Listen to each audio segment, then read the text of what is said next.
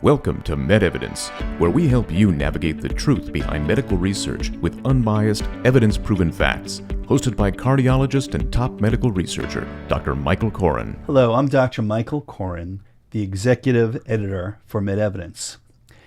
And we get a lot of questions here at MedEvidence, and one of the things that comes up all the time is about memory issues. And I'm so fortunate to have an expert in memory issues, Dr. Reza Bolouri, who's joining me here in the studio. And we're going to have an exciting conversation about memory issues and also talk about clinical research in the memory area. So, Reza, thank you so much for being part of our MedEvidence family. Thank you so much for inviting me. Great to have you. Yeah, so let's just start. We like to start by just getting to know each other, you, me, and the audience. So tell us a little bit about your background. You had a little bit of a non-traditional way that you became a memory physician. So why don't you let everybody know how you got there? And by the way, Reza is one of really the national experts in memory and in research in the memory area. So again, thank you for that. But how'd you get there? Thank you. Actually, after medical school, I was studying for my boards, being a foreign medical graduate. So I was looking for a job, and I stumbled into this neurology practice. That was a general practice, but they had started doing some clinical trials on Alzheimer's disease. So I was hired as a research coordinator. Wow. And that's how I got my feet wet and started looking at studies when we really didn't have much knowledge about what was going on with Alzheimer's disease, what was happening. Even the amyloid hypothesis was just growing. And eventually, through the years, after several hundred studies, began to understand Alzheimer's disease, became very interested in Alzheimer's disease and therapeutic areas. And at some point, I started my residencies after passing my boards, did psychiatry and subsequently neurology, and settled down in Charlotte, North Carolina, opened up my own practice after working for a hospital for about 2 years, then started a general practice and eventually cognitive neurology, and then subsequently went back to clinical trials and doing research. So interesting. So you really started from the ground up. Yes. Even before you were a practicing physician in the United States, you were actually learning research. That's correct. That's really, really cool. Yes. I love that. Great story. So tell us a little bit more about how your practice developed. I know that you have a unique model of reaching out into the community to help people that may have concerns about their memory. Well, actually, given my background in Alzheimer's, I became extremely interested in geriatric neurology and specifically in cognitive neurology. And we do know that the majority of the cases of dementia happen to be Alzheimer's disease. That's why a lot of folks interchangeably use Alzheimer's and dementia, whereas they're not exactly the same thing. So I focused on cognitive neurology, dementia, established a major population of folks in Charlotte area who had memory disorders. And then my practice began to focus more in the dementia area. And then my background in research, we decided to go ahead and restart our clinical trials. So we've been very successful over the past 20 years in not only the general practice, but also our research grew rather rapidly. And we've done over 200 studies just in the past 20 years, sorry. And I'm proud to be one of the investigators involved in all the drugs out there for Alzheimer's disease, starting from the symptomatic therapies and newly approved disease-modifying drugs. And we continue that path, and we are introduced to much better new and improved drugs, which we are working on right now. Yeah, and that's so satisfying. Actually, one of the great joys I get as a clinical investigator is to be part of these programs that result in products that help people's lives. So there's nothing better than that. Yes. So let's break down memory issues for the public. As you mentioned, you alluded to the fact that Alzheimer's is a subset of dementia issues and memory issues, but there's a lot of confusion out there. So let's start with a patient that's concerned about his or her memory. They come to you. How do you break down this particular person's concerns from something that's either real or not so real, quote unquote, And how do you figure out if it's Alzheimer's versus another form of dementia? Well, the best way I usually explain that to my patients and their families is dementia is not a disease, it's a syndrome. And basically what that means is, for example, we have heart failure, we have liver failure, kidney failure, and so on. And dementia is nothing but a brain failure. Okay. So if you could just, I describe it that way. It's a brain failure. So when someone comes to me with any kind of a cognitive issues, the first thing I want to do is get a good history, do a good physical examination, do some preliminary workup to distinguish the type of dementia we are dealing with. For example, someone who is drinking 20 years every day, all day, that's alcoholic dementia. Okay. When you do an MRI of the brain and you see a bunch of strokes, that's vascular dementia. If somebody is exhibiting some Parkinsonism, it could be a Parkinsonian dementia or Lewy body dementia. A patient starting with the language problem, behavioral problems, it could be frontotemporal dementia. Through some assessments and good clinical work, we determine exactly what kind of dementia that is. Interesting. So just to help people, you threw out a lot of stuff there, which is great. But for example, a Parkinsonian dementia would be associated with other elements of the Parkinsonian syndrome or disease, including like stiffness. Maybe mention some other things that would be associated with, so people can understand the difference between that and Alzheimer's. Well, once you begin to learn about the dementias, is you're able to distinguish the differences. However, for example, Parkinsonian dementias, there are two types. There are several types of Parkinsonian dementias. For example, there are folks who have established diagnosis of Parkinson's disease, and later in the course of their disease, they develop dementia. That's called Parkinson's disease-related dementia. Whereas other types of Parkinsonian dementias, the Parkinsonism and dementia come at the same time or within a year from each other. So that's different than a well-established Parkinson's disease, whereas Parkinsonian dementias that are not Parkinson's disease-related dementia, they do not exhibit all the signs and symptoms of a typical Parkinson's disease. Got it. So taking a step back, because this is a common question that I get even in my cardiology practice, is when people are having difficulty with their memory, how do you distinguish changes in your memory and maybe your mental acuity as you get older versus an actual disease? Well, I'm asked about this question a lot. There is a phenomenon called age-associated memory impairment. In the old days, we used to call them senile dementia, pre-senility, hardening of the arteries, and a whole host of things. We no longer use those derogatory terms. So we call it age-related memory problem. How do we distinguish the age-related memory problem from Alzheimer's disease? Is as we age, just like everything else, we slow down mentally and physically. Age-associated memory problem, the folks begin to have some short-term memory problem. They go to a room wondering what they went there for, and then slow down in many respects in their responses, in their activities. However, they do not progress. They remain the same and fully functional. There are 90-year-olds, 100-year-olds who are still doing their things, but yes, they have lapses of memory, the senior moments. Whereas with Alzheimer's, the folks who are transitioning to Alzheimer's, they begin to lose the ability of the learned processes, learned habits, learned activities. That's why we call it a great unlearning. And these are the folks who have learned, they have raised families, they've educated, they worked, and eventually they lose the ability to drive, to make decisions, to pay bills, and that's why you can tell the difference versus progressive or stable form of memory impairment, and that's how we can tell the difference. Got it. Is there something you can learn about that difference by doing mental status testing? How good is mental status testing at determining who has this more ominous progressive form versus people that may just be getting a little slower because of age? Well, I mean, the science has advanced. I mean, now we have ways to really tell if someone is developing Alzheimer's disease, which we can go to when we talk about research.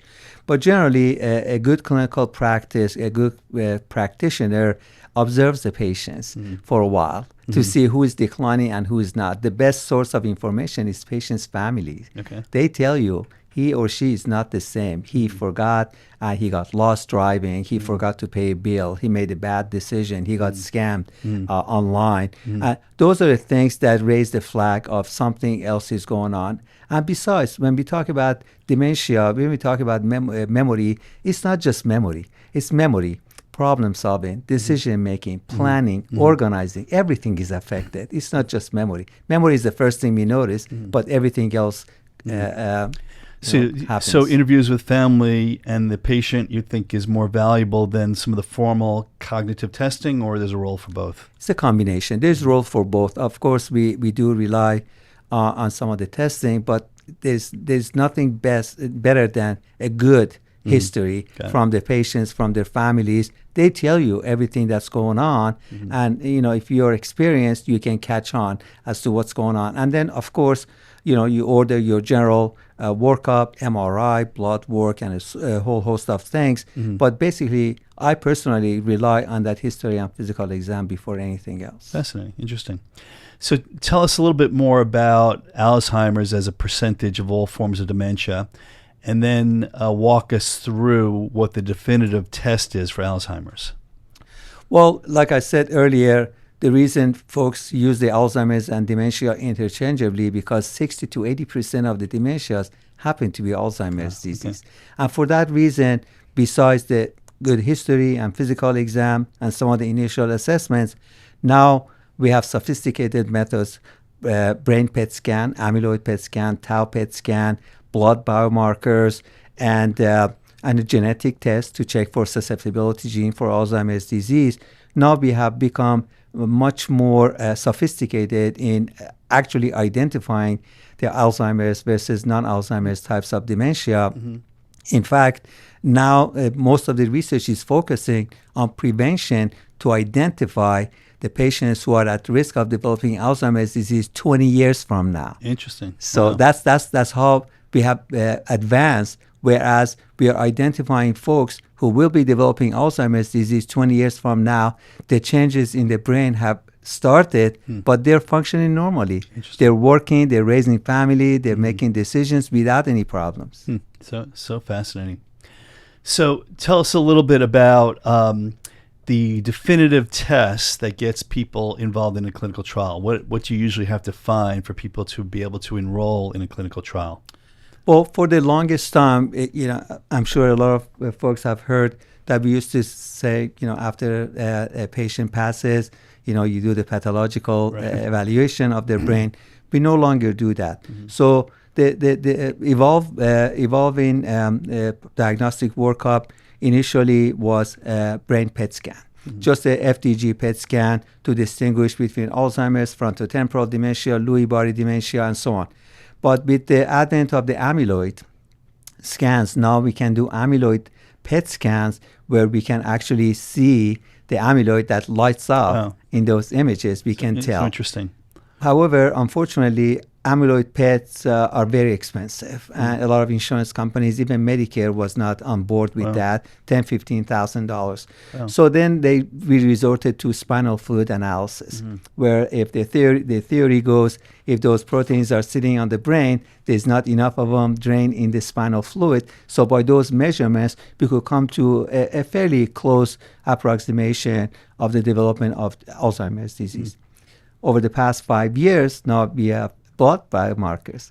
Recently, Lumipulse is the most sophisticated blood test that can accurately diagnose Alzheimer's with 90% sensitivity and specificity. So with that in mind, now rather than the PET scan or spinal fluid, where a lot of patients don't like it because of the pain and so on involved, so with a simple blood test, we can actually determine if somebody is developing Alzheimer's. Interesting. So how does that blood test at 90% accuracy compare with an FDG PET, which is looking at glucose metabolism in the brain for people that are not familiar with the terminology? Well, understanding Alzheimer's, we do know that the folks with diabetes are at highest risk of developing Alzheimer's simply because their glucose dysmetabolism is one of the biggest culprits in Alzheimer's disease. for the longest time, the metabolism of glucose through the FDG PET, we were able to determine if there is a decreased metabolism in the temporal areas, in parietal areas. If it was temporal and frontal, they will be frontotemporal. If it was occipital, right. And frontal here and temporal here, just for people that frontal, are temporal not used to these versus terms. occipital, Right, which okay. is basically the Lewy body. But what happened is that was non-specific. It was giving us some ideas, Right. just like MRI shows some atrophy, for example. However, with the amyloid, now we can actually inject a tracer where the amyloid lights up. Interesting. And that's what we know. Yes, that's amyloid that's sitting there. Now with the tau PET, we can tell that the tau protein is sitting in the brain. Wow. So those are the markers that are above a 95, Fascinating. 96% accuracy. Fascinating.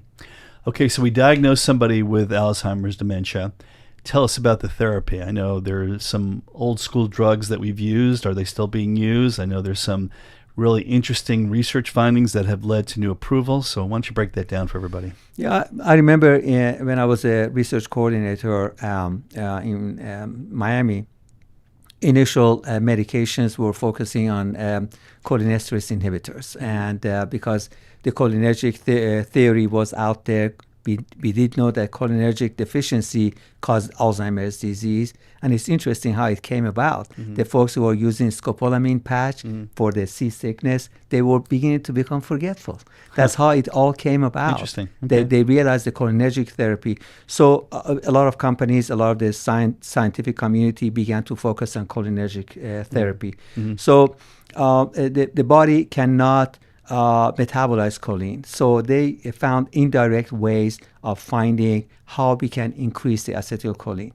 So indirectly, by inhibiting the enzyme acetylcholinesterase, we were able to increase the amount of choline in the body. So that's when anticholinesterase inhibitors like donepezil, rivastigmine, galantamine came about. And eventually, the first one, which was Tacrin in 1994, that was approved, and the donepezil in 1996.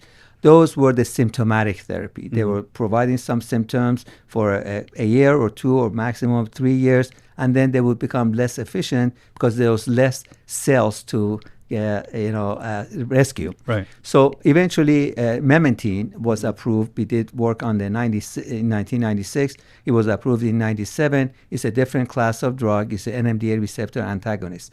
So we had nothing until about 2020, 2021, where the anti-amyloid antibodies began to gain popularity. It's about 20 years of not a whole lot of activity. There was nothing. So Wow. in the clinical practice, we couldn't really offer anything beyond those symptomatic therapy. One of the things I loved about my research and practice is beyond the symptomatic therapy, I was able to offer disease-modifying drugs to my patients. Yeah. And that's where the research comes, and it makes it much more interesting because once you have done what you could with symptomatic, then you're able to offer your patients clinical trials, research medicines, which are beyond the symptomatic. Those called disease-modifying drugs. Absolutely.